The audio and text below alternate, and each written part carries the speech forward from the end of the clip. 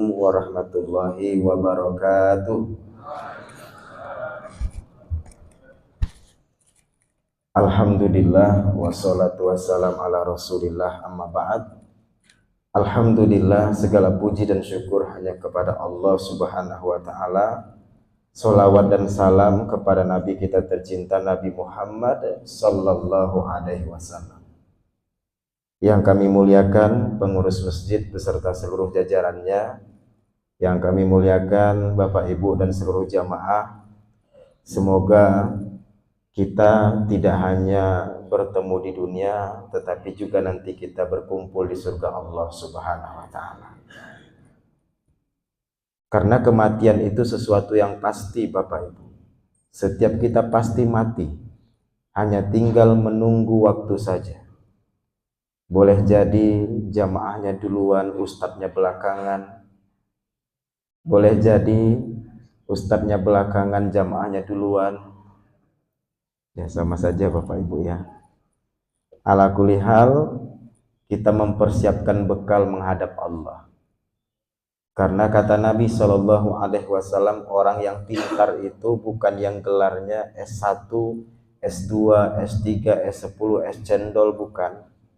Bukan itu orang pintar kata Nabi. Tapi kata Nabi Shallallahu Alaihi Wasallam, orang yang pintar itu adalah orang yang sungguh-sungguh mempersiapkan bekal kematian.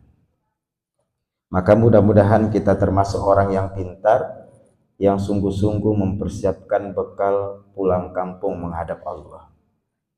Kadang kalau kita di dunia ini Bapak Ibu, ketika hari Idul Fitri, menjelang Idul Fitri, waduh, persiapan pulang kampung kita luar biasa sekali. Jauh-jauh hari kita persiapan bekal pulang kampung. Mobil diservis, tabungan dipersiapkan, pakaian juga begitu. Pulang kampung ke dunia, dari satu kota ke kota kita sungguh-sungguh. Maka harusnya kita lebih sungguh-sungguh pulang kampung menghadap Allah. Dan kita di dunia ini berapa lama kita sholat Bapak Ibu? Kita mampu sholat kira-kira berapa lama? 70 tahun ya. Itu pun kadang kita 70 tahun nggak bersih kita sholatnya. Kadang di usia remaja sholat kita bolong. Maka salah satu bekal yang paling utama sebenarnya adalah pahala jariah. Ketika kita sudah masuk di liang kubur, pahala kita terus mengalir. Itulah salah satu bekal kita menghadap Allah subhanahu wa ta'ala. Bapak Ibu, perkenalkan, nama saya Ahmad Christian Tarigan. Saya dari Tanah Karo, Sumatera Utara asalnya. Saya anak keempat dari 6 bersaudara. Bapak saya seorang pendeta bernama Pendeta Aslan Tarigan. Kalau di Tanah Karo itu semua kenal sama bapak saya, Aslan Tarigan, pendeta gereja GJAI. Saya anak keempat dari 6 bersaudara. Abang saya hari ini pendeta di Deli Serdang, Sumatera Utara. Anak kedua kakak saya menikah dengan salah seorang pendeta di Siantar, Sumatera Utara. Anak ketiga abang saya PNS dosen di salah satu universitas di Sumatera Utara. Saya anak keempat. Alhamdulillah, satu-satunya dari keluarga saya yang memilih menjadi muslim. Anak kelima, adik saya perempuan bergelar STH, sarjana teologi. Dan adik saya paling kecil, laki-laki juga bergelar STH, sarjana teologi. Jadi keluarga saya keluarga pendeta, atas izin Allah, saya satu-satunya yang memilih menjadi muslim. Saya masuk Islam usia 17 tahun, kelas 3 SMA. Waktu itu masih remaja Bapak Ibu. Terima kasih. 17 tahun masih SMA, masih imut-imut. Ya, sekarang pun masih imut-imut Bapak Ibu ya. Jangan bilang amit-amit.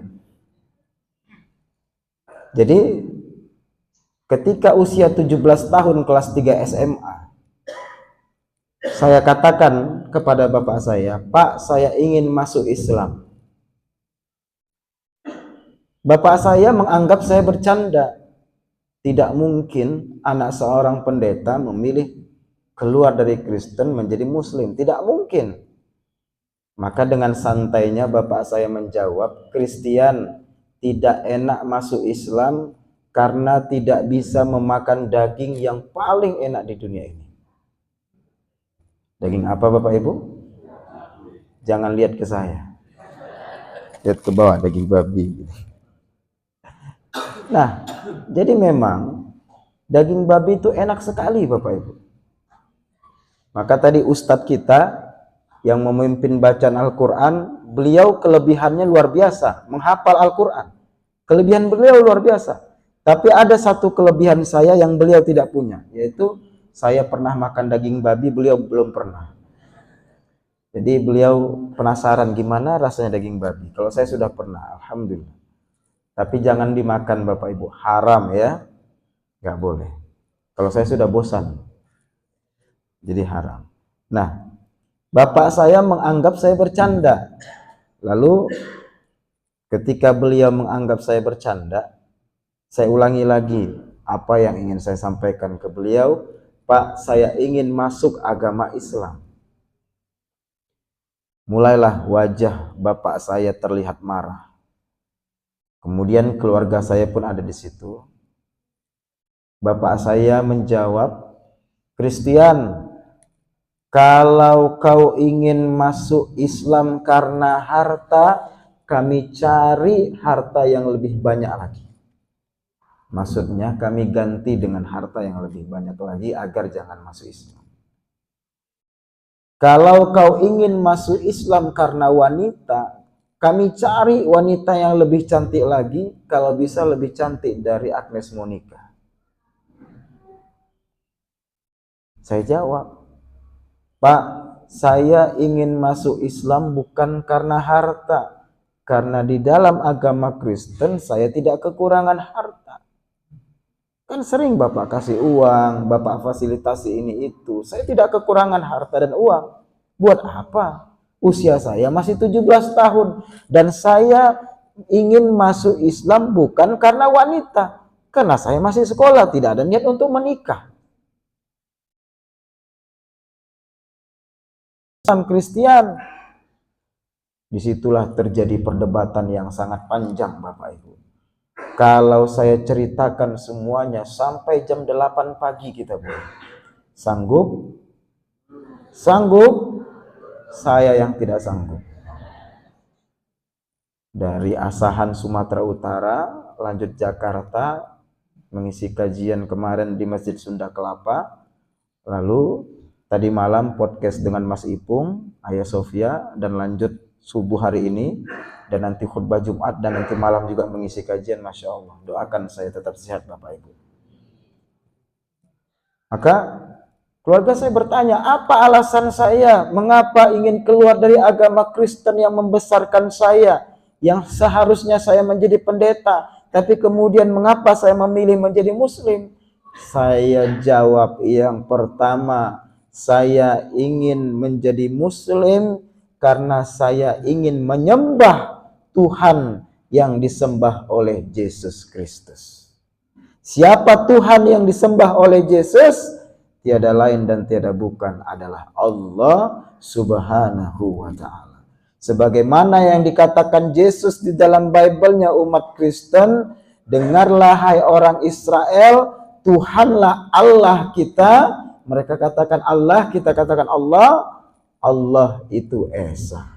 La ilaha illallah. Qul huwallahu ahad. Katakanlah Allah itu Esa. Markus 12 ayat 29. Yesus menegaskan bahwa Allah itu Esa. Maka saya katakan kepada mereka, Yesus mengesakan Allah. Esa itu artinya bukan satu. Satu dibagi setengah masih bisa dibagi setengah. Maka dalam bahasa Arab, satu itu wahid. Esa itu ahad. Maka jangan katakan Allah itu satu. Tidak. Allah itu ahad. Esa. Maka saya katakan kepada orang tua saya, Yesus mengesahkan Allah. Umat Kristen mengatakan Yesus itu Tuhan, Trinitas, satu dalam tiga, tiga dalam satu. Umat agama apa yang mengesahkan Allah? Islam. Maka Yesus beragama Islam. Yesus seorang Muslim. Sehingga di dalam Bible, Yesus setiap melakukan mukjizat, mengangkat tangannya, lalu mengatakan, ya Bapakku, ya Allah, kehendak-Mu lah yang terjadi, bukan kehendakku. Yesus pasrah kepada Allah. Itu yang disebut dengan sebagai seorang Muslim. Maka saya ingin masuk Islam karena saya mencintai Yesus, karena Yesus seorang Muslim. Lalu saya tegaskan, saya ingin masuk Islam karena Islam bukan agama teroris. Bapak Ibu, saya ketika masih Kristen itu selalu dicekoki tentang Islamofobia. Islam teroris, Islam mengajarkan bom bunuh diri. Media-media mengabarkan bahwa Islam agama radikal. Tetapi ketika saya ingin tahu tentang Islam, lalu saya diberikan Al-Quran terjemahan oleh salah seorang teman saya dan juga oleh salah seorang ustadz, namanya Ustadz Sudirman Latsa. Beliau pengurus Muhammadiyah di Sumatera Utara. Beliau ahli kristologi. Beliau mengatakan, Kristian, ini Al-Quran terjemahan. Silahkan baca dan cari satu ayat di dalam Al-Quran kami, di situ ditegaskan Islam teroris.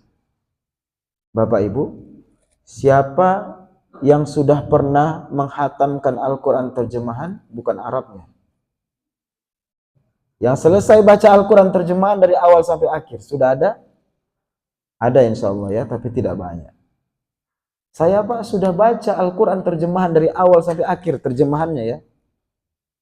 Makanya kan, mohon maaf, kenapa orang Islam tidak tahu apa yang dia baca, tidak mengerti apa yang dia baca, dan tidak tahu arti yang dia baca dalam Al-Quran itu, karena dia tidak membaca artinya. Maka dibaca Bapak Ibu artinya, syukur-syukur ada kajian tafsir. Saya baca arti Al-Quran itu, dari awal sampai akhir. Tidak ada saya temukan ayat teroris dalam agama Islam dan dalam Al-Quran. Justru sebaliknya di dalam surat Al-Ma'idah, saya temukan ayat yang sangat luar biasa. Dan ayat ini tidak pernah saya temukan dalam Bible. Ayat seperti dalam Al-Quran ini tidak pernah saya temukan dalam kitab suci agama lain, surat Al-Ma'idah. Kalau dulu saya tidak tahu Arabnya, saya hanya baca artinya. Allah menegaskan, A'udzubillahi minasyaitonirrajim, man qatala nafsan bighairi nafsin aw fasadin fil ardi faka'annama qatalan nasa jami'an.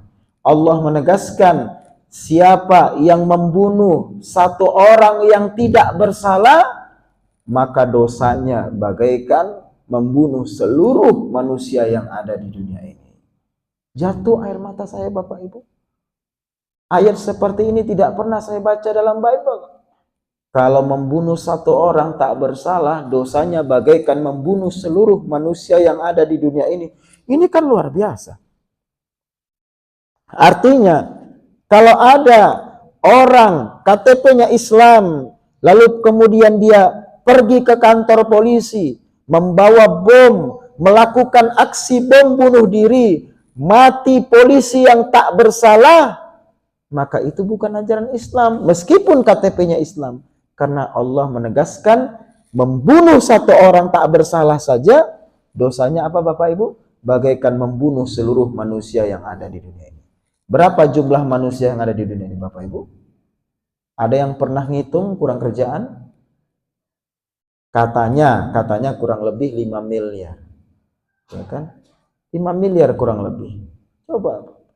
Ajaran mana? Ajaran mana? Kitab suci agama apa? Kitab suci agama apa yang menegaskan membunuh satu orang tak bersalah, dosanya bagaikan membunuh seluruh manusia di dunia ini. 5 miliar manusia. Agama apa? Hanya Islam. Maka Islam menjaga dan menghargai nyawa manusia. Nyawa hewan saja dihargai, apalagi nyawa manusia. Ini agama yang saya cari-cari. Karena di dalam Bible, kitab perjanjian lama, dan di beberapa kitab, salah satunya Ulangan, di situ ditegaskan, bunuhlah semua yang kamu temui. Kurang lebih seperti itu, seperti hewan, manusia yang tak bersalah. Ibu menyusui, tumbuhan pun disuruh bunuh. Itulah fikih perang mereka. Sehingga bisa kita saksikan Bapak Ibu di jalur Gaza. Ya, itu mereka praktekkan. Rumah sakit dihancurkan, sekolah dibom, anak usia 5 tahun yang tidak tahu apa-apa ditembak, dibunuh di hadapan orang tuanya. Itulah aplikasi dari kitab suci mereka. Maka Islam bukan agama teroris. Tapi apakah hanya cukup di situ ayatnya Bapak Ibu? Beda, ada lanjutannya. Allah menegaskan, wa man ahyaha faka'annama ahyan nasa jami'an. Yang artinya, siapa yang menolong satu orang saja, mau agamanya Kristen, mau agamanya Hindu, Buddha, apalagi Muslim, tolong satu orang saja, maka pahalanya bagaikan menolong seluruh manusia yang ada di dunia ini. Itulah Islam, rahmatan lil. Makanya Bapak Ibu, selesai kajian subuh ini, pulang ke rumah masing-masing, lalu melihat ada anak yatim yang kelaparan, satu anak yatim saja Bapak Ibu tolong, satu saja, maka pahalanya bagaikan menolong 5 miliar manusia yang ada di dunia ini. Maka dalam Islam Bapak Ibu, masuk surga itu tidak sulit. Tidak sulit masuk surga. Cukup 1 hari tolong 1 orang. Ya Bapak Ibu, 1 hari tolong 1 orang saja. Setiap hari. Setiap hari tolong 1 orang. Lalu yang kedua, usahakan jangan buat dosa. Kalau ibu-ibu misalnya sehari gibahnya 5 kali, agak dikurang-kurangin. Tahu nggak sih? Biasanya 1 hari 5 kali, kurangin jadi 2 kali. Kemudian ketiga, perbanyak taubat. Sudahlah Bapak Ibu, masuk surga kita. Insya Allah. Setiap hari tolong 1 orang. 1 hari 1 orang saja kita tolong. Yang kedua, kurang-kurangi berbuat dosa. Kalau berbuat dosa sama sekali kita tidak berbuat dosa, kata Nabi SAW, nanti kita sombong. Maka kurang-kurangi. Yang ketiga apa? Perbanyak taubat. Insya Allah masuk surga. Maka Bapak Ibu, Islam agama rahmatan lil alamin. Saya ubek-ubek Bible, tidak pernah saya temukan ayat kalau menolong 1 orang pahalanya bagaikan menolong seluruh manusia di dunia ini. Enggak ada. Saya temukan ayat itu hanya dalam Islam, hanya dalam Al-Quran. Maka saya tegaskan kepada bapak saya ingin masuk Islam karena Islam adalah agama kasih sayang, rahmatan lil alamin, bukan agama teroris. Lalu mengapa saya ingin masuk Islam? Karena saya ingin mengikuti Yesus.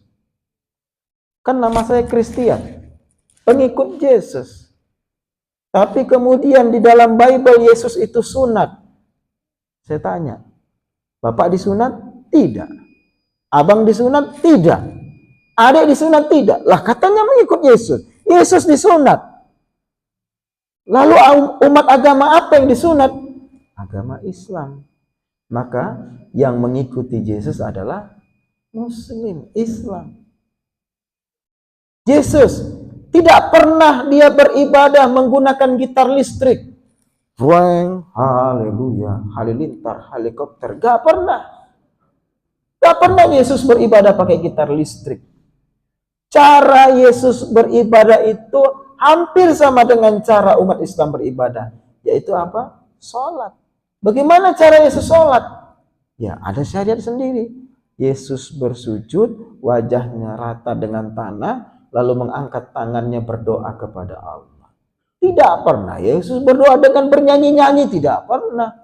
Tetapi Yesus sholat. Maka saya bilang, saya ingin mengikuti Yesus. Wah, tetap mereka mencegah saya untuk tidak masuk Islam, Bapak Ibu. Maka simpel saja saya jawab. Kalau memang keluarga ingin saya tetap dalam agama Kristen, sederhana saja. Dan tantangan itu masih ada sampai hari ini saya sampaikan kepada mereka.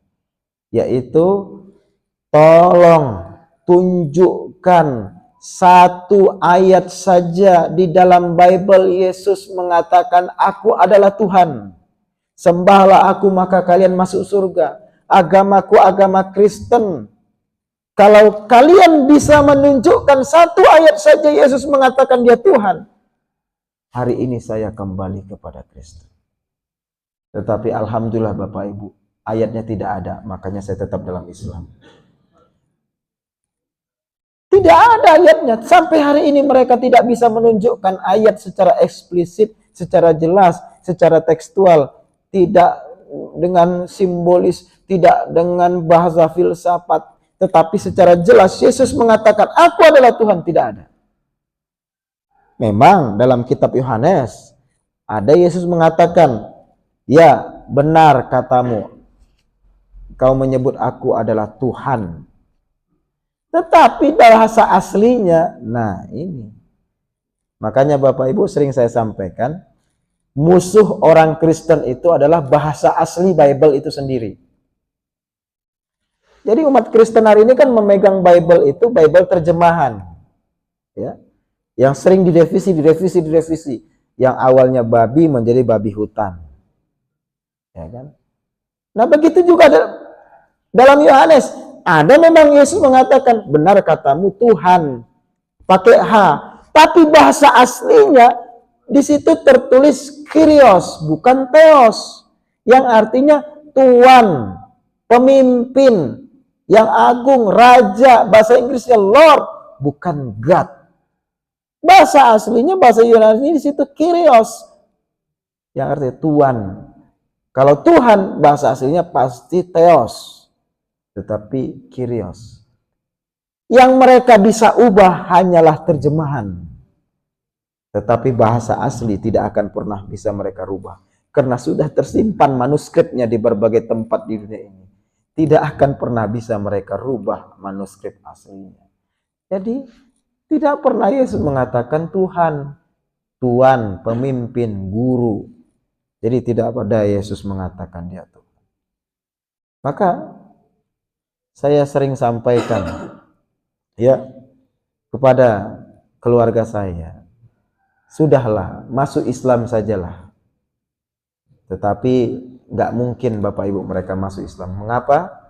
Karena mereka akan kehilangan mata pencaharian mereka. Jadi ya usia 17 tahun itu tidak mudah. Dan di Indonesia Bapak Ibu, siapa yang ingin pindah agama di bawah usia 19 tahun harus minta surat izin orang tua. Karena kan 17 tahun itu dianggap di bawah umur. Ketika itu Bapak Ibu, saya minta ustadz mensyahadatkan saya, tidak ada ustadz yang berani. Mengapa? Kalau ada ustadz yang berani mensyahadatkan saya, siap-siap ustadznya masuk hotel. Hotel apa Bapak Ibu? Prodeo. Apalagi bapak saya pendeta. Waduh, bisa panjang urusannya. Mengajak pindah agama anak di bawah umur. Anak pendeta lagi. Makanya ada salah seorang ustadz Kristian, kamu di usia 17 tahun sampai usia 19 tahun Kristen aja dulu. Masuk Islam usia 19 tahun. Baik Pak Ustadz. Tapi kalau besok saya mati dalam keadaan Kristen, Ustadz mau nanggung dosa saya? Gak berani Ustadz. Maka saya tetap harus minta izin tanda tangan orang tua saya. Maka diizinkan saya masuk Islam. Karena udah capek mereka menasihati saya. Tak juga saya berubah. Tetap saya ingin masuk Islam. Diizinkan saya masuk Islam. Bisik-bisik keluarga saya. Udah izinkan aja dia masuk Islam. Tanda tangani surat izin dia masuk Islam. Tapi usir dia dari rumah. Besok kalau dia nggak ada uang, paling dia balik lagi ke rumah. Minta diskristenkan lagi. Karena nggak ada uang. Udah izinkan. Diizinkan. Mereka menganggap saya besok akan datang lagi minta uang. Gitu kan. Minta uang kembali ke Kristen. Diizinkanlah. Lalu kata keluarga saya, silahkan, tapi mulai hari ini engkau bukan lagi keluarga Tarigan. Keluar dari rumah ini tanpa membawa sehelai pakaian. Bapak saya mengatakan seperti itu. Lalu saya jawab, Pak, 10 keluarga kandung mengusir saya tidak takut, karena ada satu yang tidak akan pernah meninggalkan saya. Siapa Bapak Ibu? Allah Subhanahu wa Ta'ala. Bapak Ibu, ketika saya mengatakan ada satu yang tidak akan pernah meninggalkan saya, yaitu Allah, waktu itu saya masih kafir Bapak Ibu. Ketika itu saya belum muslim.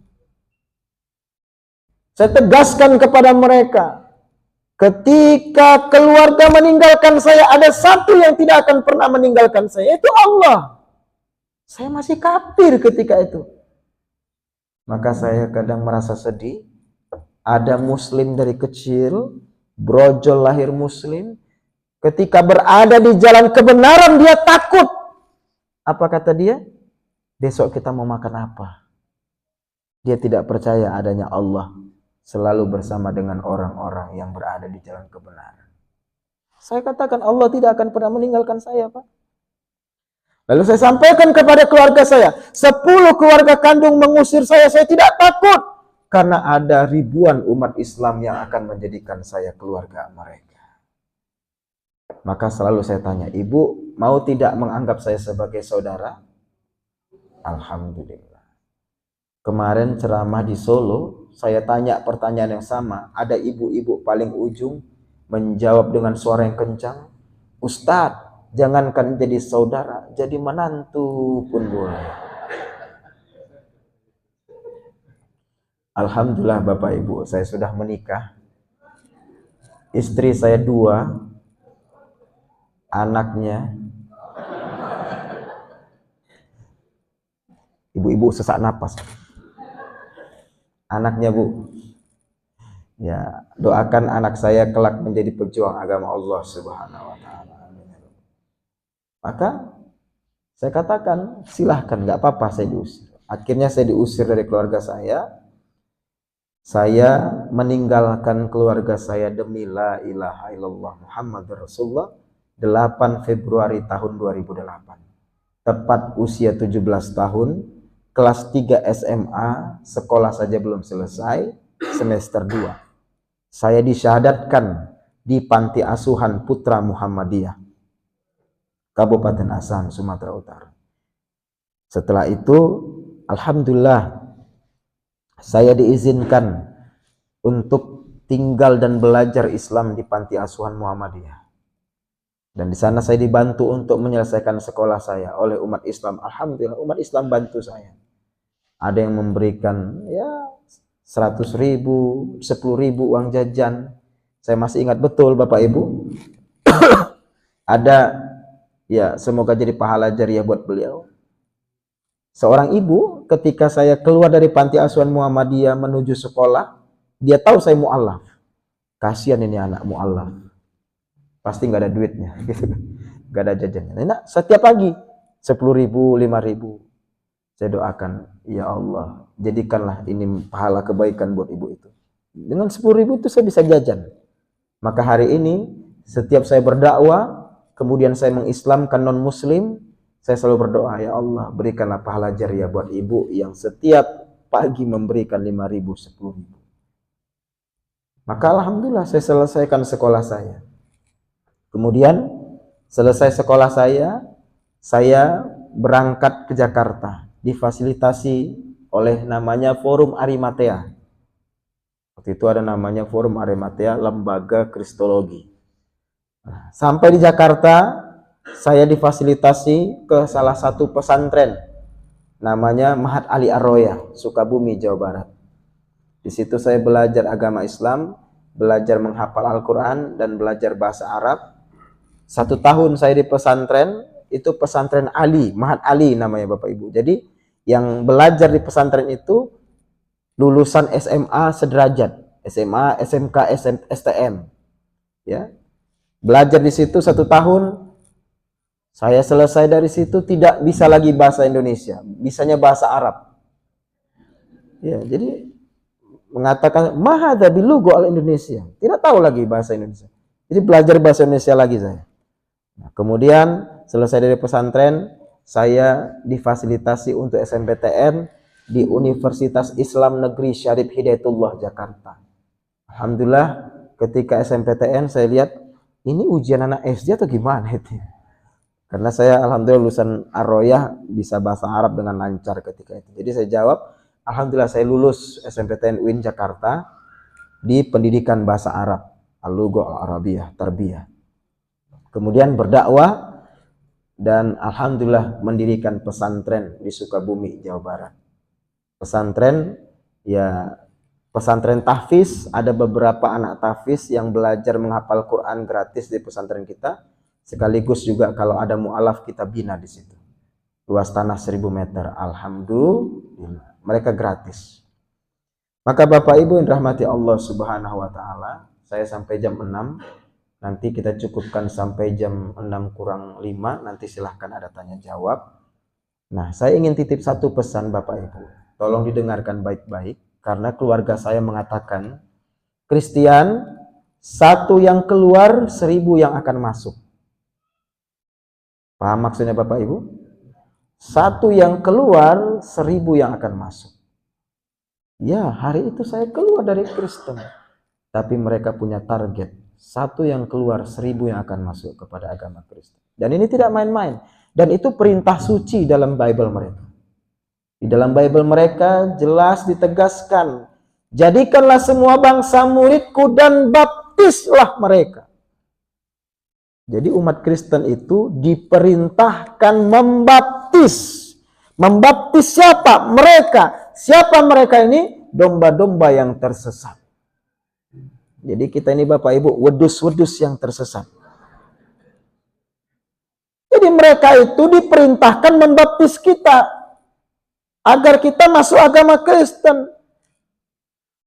Maka kristenisasi itu sampai kiamat tidak akan hilang. Kalau mau menghilangkan kristenisasi gampang. Hilangkan ayat ini di dalam Bible. Apakah mereka mau? Mungkin mereka mau.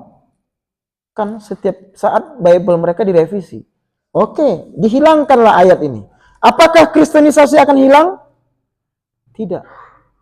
Karena harus ada satu ayat lagi kita hilangkan. Yaitu ayat di dalam Al-Quran. Di mana Allah menegaskan, walan tardo angkal yahudu walan nasara hatta tattabi'a millatahu. Tidak akan senang orang Nasrani dan Yahudi kepada kita sebelum apa Bapak Ibu? Ikut kepada milah dan agama mereka. Siapa yang berani menghilangkan ayat ini? Enggak ada kan yang berani menghilangkan ayat Quran ini. Maka kristenisasi tidak akan pernah hilang Bapak Ibu. Tetapi yang mereka kristenkan bukan Bapak Ibu. Bapak Ibu sudah expired ini semua. Udah habis maksudnya. Nggak laku lagi. Jadi Bapak Ibu jangan kepedean ya. Wah nanti saya dikristenkan. Nggak laku lagi Pak. Yang mereka kristenkan adalah anak dan cucu Bapak Ibu. Maka Allah menegaskan. Ku anfusakum wa ahlikum nar. Kalau hanya ku anfusakum saja nggak apa-apa Bapak Ibu, alhamdulillah. Selamatkan dirimu saja, wah senang kita Bapak Ibu. Hari ini kita sholat, anak mau murtad urusan dia. Tapi nggak begitu ceritanya. Ku anfusakum wa ahlikum nar. Selamatkan dirimu dan selamatkan juga anak dan cucumu.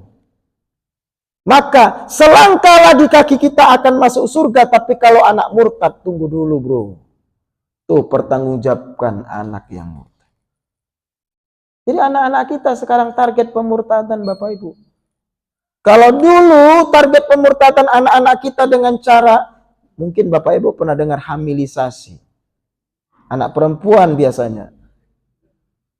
Laki-laki Kristen mendekati anak perempuan kita, dipacari, dihamili anak perempuan kita, lalu dia mengatakan apa? Kalau kau ingin saya bertanggung jawab, maka engkau harus masuk Kristen, maka diberkati dan dia masuk Kristen, murtad. Itu dulu Pak. Tapi mereka sekarang hati-hati melakukan itu karena berpotensi pidana. Bagaimana caranya? Nih, dengan yang namanya handphone. Saya mau tanya, Bapak Ibu, kapan terakhir kali memeriksa handphone anak Bapak Ibu? Gak pernah? Gak pernah periksa handphone anak kita Bapak Ibu? Hati-hati Pak. Murtad itu, kafir itu tidak harus dibaptis. Keluar dari Islam itu tidak harus dibaptis. Ada yang disebut dengan keluar dari Islam secara lisan. Hati-hati. Jangan-jangan anak kita sudah keluar dari Islam secara lisan. Melalui apa Bapak Ibu? TikTok. Ada namanya aplikasi TikTok. Ibu tahu aplikasi TikTok? Tahu Ustaz, setiap minggu saya akan check out. Paket. Dari mana belinya? Live TikTok. Di TikTok itu Bapak Ibu, aplikasi musik yang dimasukkan ke video dan lagu-lagu itu bisa didengarkan dengan bebas. Dan hari ini Bapak Ibu, banyak lagu-lagu Kristen di dalam TikTok.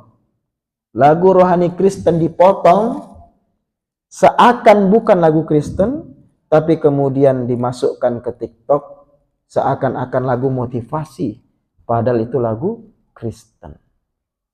Didengarkan anak kita, enak lagunya ya. Ini pernah saya ceramah di Kauman, di Masjid Kauman. Lihat saja di YouTube saya, Divisi Nasional Anti Pemurtadan. Itu saya putar. Tapi beberapa masjid ya melarang saya memutar lagu itu. Ya, lihat aja nanti di YouTube. Salah satu lagu yang diputar, dimasukkan ke TikTok, didengarkan anak kita. Anak kita penasaran, lalu kemudian dicari lagu lengkapnya di YouTube. Di situ ada kalimat Yesus Tuhanku. Komentarnya apa Bapak Ibu di YouTube? Ya Allah. Komentarnya nanti Bapak Ibu lihat. Saya Islam, tapi saya sering mendengar lagu ini. Saya Islam, tapi sering saya menyanyikan lagu ini. Saya Islam, tapi hati saya tersentuh menyanyikan lagu Kristen ini. Coba Bapak Ibu. Dia tersentuh mendengarkan lagu Kristen, tetapi tidak tersentuh ketika mendengarkan lantunan Al-Quran. Mengapa demikian? Karena telinga dan pendengarannya sudah terbiasa dengan lagu-lagu Kristen, maka Quran sudah tidak akan masuk lagi di dalam hati.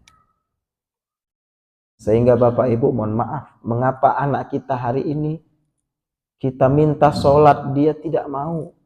Kita minta dia untuk membacakan Al-Quran dia tidak mau. Karena pendengaran dan hatinya sudah terbiasa dengan lagu-lagu Kristen. Dari handphone. Maka Bapak Ibu periksa HP anak kita. Sehingga saya kalau mengisi kajian itu remaja, audiensnya remaja, saya minta mereka mengeluarkan handphone lalu semuanya menghapus TikTok. Karena belum saatnya mereka memiliki itu. Bapak Ibu, hati-hati dengan pendengaran. Pernah mendengar yang namanya Musa, Hafiz Cilik Indonesia? Dulu kan ada namanya Musa, yang di RCTI Hafiz Cilik Indonesia. Usia 5 tahun, hafal 30 juz Al-Quran. Ya kan? Dia tidak bisa baca Al-Quran Bapak Ibu. Tapi dia hafal 30 juz Al-Quran. Tidak bisa membaca Al-Quran. Kok bisa dia tidak bisa membaca Quran tapi menghafal Al-Quran? Karena di rumah orang tuanya no music. 24 hours, 24 jam murotal Al-Quran. Maka Allah menegaskan dalam Al-Quran, waja'alna lakumus sam'a. Itu yang pertama kali. Allah menciptakan mengaruniakan apa? Pendengaran. Maka diteliti di Jepang, 2 air, 1 air diucapkan kata yang baik, 1 air diucapkan kata yang buruk. Dicek molekulnya, air yang diucapkan kata yang buruk molekulnya hancur, tidak baik untuk diminum. Tapi air yang kemudian diucapkan kata-kata baik, molekulnya bagus, sempurna, dan kalau diminum baik untuk tubuh. Begitulah luar biasanya pendengaran. Maka anak-anak kita kalau sering mendengarkan kalimat-kalimat syubhat dari lagu-lagu Nasrani, lagu rohani Kristen, berpengaruh kepada imannya. Pelan-pelan dia menyukai lagu Kristen, pelan-pelan dia membenci Islam, pelan-pelan dia tidak sholat, kemudian pelan-pelan masuklah syubhat itu mengatakan semua agama sama. Lalu pada akhirnya apa? Tidak lagi Jumatan Bapak Ibu, tetapi mingguan. Wa iyadu billah. Hati-hati Bapak Ibu. Bapak Ibu, saya biasanya ceramah hampir 2 jam. Ini dibatasi sampai jam 6, tidak apa-apa. Apakah ada tanya jawab Bapak Ibu? Baik. Karena sudah jam 6 kurang 5, silahkan apabila ada yang mau bertanya.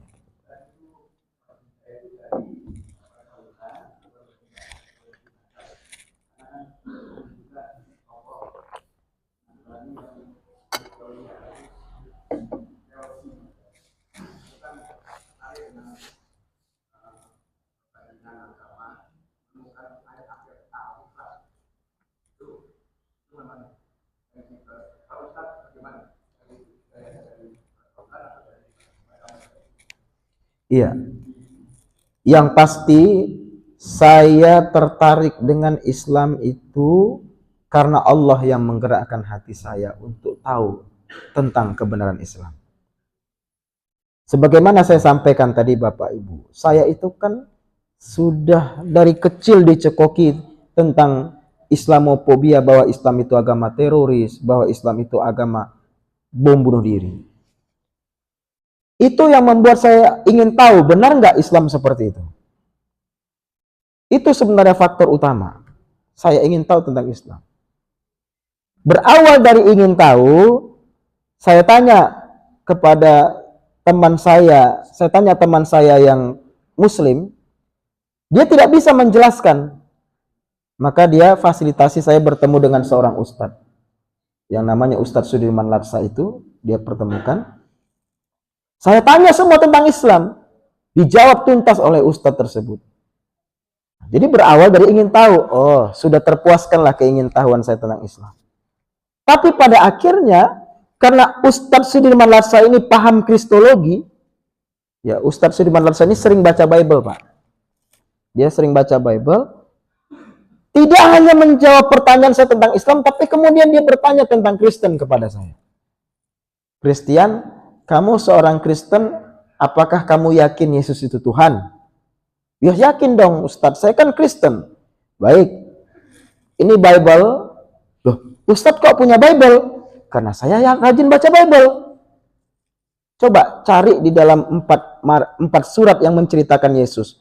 Markus, Matius, Lukas, Yohanes. Cari satu ayat Yesus mengatakan dia Tuhan. Nah, di situ awalnya Bapak Ibu. Nah, ketika tidak saya temui di Bible beliau, jangan-jangan Bible Ustadz berbeda dengan Bible saya. Makanya di Bible Ustadz tidak ada Yesus mengatakan Tuhan. Baik, silakan lihat Bible-mu sendiri. Saya baca Bible saya, tetap tidak ada. Tentu saya harus bertanya dong sama pendeta. Nah, pendeta menjawab, Christian, jangan kau pertanyakan, diimani saja. Otak kita tidak sanggup untuk mempertanyakan itu. Imani saja. Nah, itulah awalnya Bapak Ibu. Dari saya ingin ingin tahu tentang Islam, kemudian bertemu dengan seorang dai yang paham kristologi, dan akhirnya saya lebih jauh lagi belajar tentang Islam selama setengah tahun. 6 bulan. Baik Bapak Ibu, karena sudah jam 6, saya ingin sampaikan satu hal Bapak Ibu. 5 menit saja, boleh Bapak Ibu ya? Bapak Ibu, saya mau tanya, apakah Bapak Ibu mau menolong agama Allah? Alhamdulillah. Ustadz minta satu brosur. Bapak Ibu, nanti di hari santri bulan Oktober, berapa bulan lagi hari santri Bapak Ibu bulan Oktober? Sekitar 2 bulan lagi. Mohon doa Bapak Ibu, kita akan mengkader santri-santri penghafal Quran di Jabodetabek untuk menjadi pendakwah kristologi dan apologet muslim. Pernah dengar nama Bang Zuma? Yang pakai masker di TikTok? Nah, satu Bang Zuma saja sudah membuat orang Kristen itu kepalanya pusing. Apalagi kalau ada 1000 Bang Zuma. Maka Bapak Ibu doakan, insya Allah bulan Oktober kita akan mengkader para santri. Mengapa kami ingin mengkader para santri supaya menjadi apologet Muslim? Mohon izin Bapak Ibu, saya ingin memutar satu video. Videonya nggak lama Bapak Ibu, hanya beberapa detik. Tolong didengarkan. Kalau rumah apologet jadi, Bapak Ibu, ini suaranya atau videonya Edis TV. Tahu Edis TV Bapak Ibu? Seorang Kristen yang berada di Amerika, yang dia hari ini di TikTok selalu membahas Islam tetapi menjelek-jelekkan Islam. Dan banyak yang murtad. Maka apa kata dia? Saya ulangi videonya. Kalau rumah apologet jadi, maka memang kalian tidak akan bisa tidur. Kalian akan mimpi buruk selama-lamanya. Selesai kali. Tidak akan ada lagi orang ke pondok pesantren. Bapak Ibu, apa kata dia?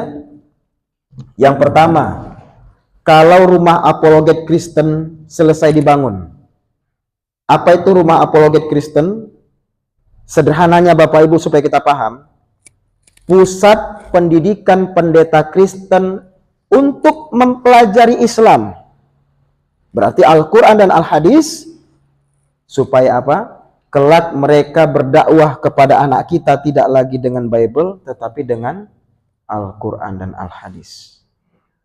Maka nanti kita akan lihat para pendeta-pendeta kemana-mana bawa Al-Quran. Yang kedua apa? Kalau selesai rumah apologet Kristen ini, umat Islam tidak akan tidur nyenyak. Mengapa? Karena sosial media itu akan ramai dengan omongan-omongan mereka tentang Islam, tetapi menjelek-jelekkan Islam. Contohnya apa? Fawailul lil musallin, mereka potong. Celakalah orang yang sholat. Seperti itu. Ngapain sholat segala macam? Kira-kira seperti itu. Nah yang ketiga apa kata dia? Tidak akan ada lagi orang ke pondok pesantren. Yang ke pondok pesantren itu bapak-bapak atau anak-anak? Anak-anak kan? Mengapa kata dia tidak ada lagi orang ke pondok pesantren? Maksudnya anak-anak. Karena anak-anak kita sudah murtad dari Islam. Bapak Ibu, di mana rumah apologet Kristen ini? Tidak dia kasih tahu di mana tempatnya. Kalau dia kasih tahu tempatnya di mana, kami bubarkan. Tidak dia kasih tahu. Maka bagaimana cara kita melawan ini Bapak Ibu? Bapak Ibu, cara kita melawan adalah dengan pengkaderan. Santri-santri menghafal Quran hari ini kita kader agar menjadi dai yang siap melawan mereka secara ghazwatul fikir, perang pemikiran. Pak, saya pernah tanya seorang santri yang hafal 30 juz Al-Quran. Saya tanya tentang Islam, jago dia. Tapi ketika saya tanya, tolong buktikan bahwa Al-Quran itu benar dan Bible itu salah. Gak tahu dia. Karena dia tidak pernah memahami pelajaran Kristologi. Apa itu? Ilmu yang mempelajari Kristen untuk mengetahui kebenaran Islam dari sisi ilmu Kristen. Dia tidak tahu. Maka ustadz-ustadz kita hari ini hanya bisa menjawab Islam, tapi tidak bisa menyerang balik mereka. Padahal harus diserang balik. Ketika mereka mempertanyakan Islam, kita jawab. Tapi harus kita serang balik.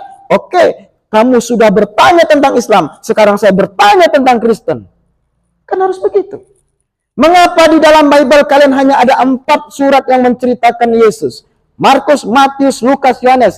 Sedangkan di konsili dihapus Injil Barnabas, dihapus Injil Maria, dihapus Injil Thomas. Kenapa itu kalian hapus? Bagaimana ceritanya kalian menghapus kitab suci? Bagaimana ceritanya kalian memilih 4 surat hanya dengan konsili voting? Apakah santri kita tahu itu? Tidak, Bapak Ibu. Padahal mereka harus tahu itu untuk membuktikan kebenaran Islam. Maka Bapak Ibu, mohon doa. Santri-santri kita akan kita kader kita berikan mereka beasiswa, yaitu buku gratis. Salah satu buku yang kami berikan Bapak Ibu, ini. Bisa dilihat di layar. The Hidden Truth of the Gospels. Ini buku yang diapresiasi oleh Dr. Zakir Naik. Ketika kami makan malam dengan beliau, nah ini diapresiasi. Dan isi buku ini menjelaskan tentang kepalsuan dan kesalahan-kesalahan Bible. Dan kedua buku yang kami berikan, qadarullah bukunya ketinggalan, ada warna putih bukunya, judulnya Kalau Santri Tak Bisa Menjawab Siapa Lagi? Pertanyaan tajam non-muslim yang jawabannya harus dikuasai oleh santri. Bapak Ibu, insya Allah akan kita bagikan kepada 1000 santri. Ini kita posting di TikTok. Di TikTok di DNAP TV nanti lihat. Apa komentar orang Kristen? Lihat Bapak Ibu. Kata mereka, tidak akan mampu kita kumpulkan buku ini untuk 1000 santri. Apa kata mereka? Sedangkan membangun masjid saja kalian minta sedekah di pinggir jalan. Tidak akan mampu kalian kumpulkan buku ini untuk 1000 santri secara gratis. Kira-kira kita tersinggung tidak Bapak Ibu? Tersinggung tidak Bapak Ibu? Bisa tidak kita kumpulkan buku ini untuk 1000 santri? Bisa tidak Bapak Ibu? Allahu Akbar. Maka Bapak Ibu, nanti ada brosur. Salah satu buku ini dan satu buku lagi itu kita berikan untuk satu santri, nilainya hanya Rp150.000.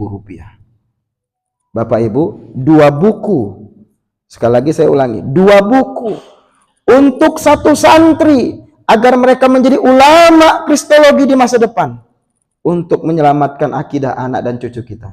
Rp150.000 untuk satu santri. Mahal atau mahal Bapak Ibu? Mahal atau mahal Bapak Ibu?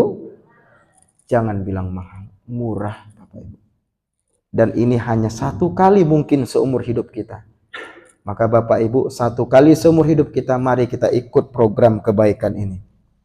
Bapak Ibu, nanti ada brosur disebarkan. Di sini ada nomor rekening, bukan atas nama Ahmad Tarigan, tetapi atas nama Divisi Nasional Anti Pemurtadan. Bapak Ibu, yang donasi untuk satu santri, semuanya akan mendapatkan buku ini, tetapi bentuk file PDF. Ya Bapak Ibu, Bapak Ibu kan penasaran bagaimana isi buku ini, maka setiap Bapak Ibu yang berdonasi untuk satu santri, berarti satu santri 150.000, maka akan mendapatkan file PDF buku ini. Sehingga Bapak Ibu yang ikut donasi, catat nomornya di sini ada nih. Ya, catat. Nanti akan dikirimkan file PDF-nya, dicetak, silahkan cetak sendiri, tetapi jangan disebarluaskan. Ya, karena nanti di bulan Oktober setelah Hari Santri ini akan dicetak massal untuk umum. Tapi untuk pertama kali ini untuk santri. Bapak Ibu bayangkan 150.000 Pak. Bayangkan untuk satu santri. Dan ketika buku ini sampai kepada satu santri dan buku itu dari Bapak Ibu, dan kemudian dia menjadi ulama, menjadi lebih hebat dari Ahmad Tarigan, lebih hebat dari Ustadz Yahya Waloni, lebih hebat dari Bang Zuma, dan kita sudah terbaring di dalam kubur, pahalanya sampai kepada kita Bapak Ibu, meskipun kita bukan seorang ustadz, meskipun kita bukan seorang ulama. Maka Bapak Ibu sekali lagi, jadikan ini kesempatan berharga dan jangan dilewatkan Bapak Ibu. Demikian dari kami, wallahu alam bisawab, semoga bermanfaat. Kita tutup dengan doa kafaratul majelis. Subhanakallahumma wa bihamdika asyhadu an la ilaha illa anta astaghfiruka wa atubu ilaik. Wassalamualaikum warahmatullahi wabarakatuh.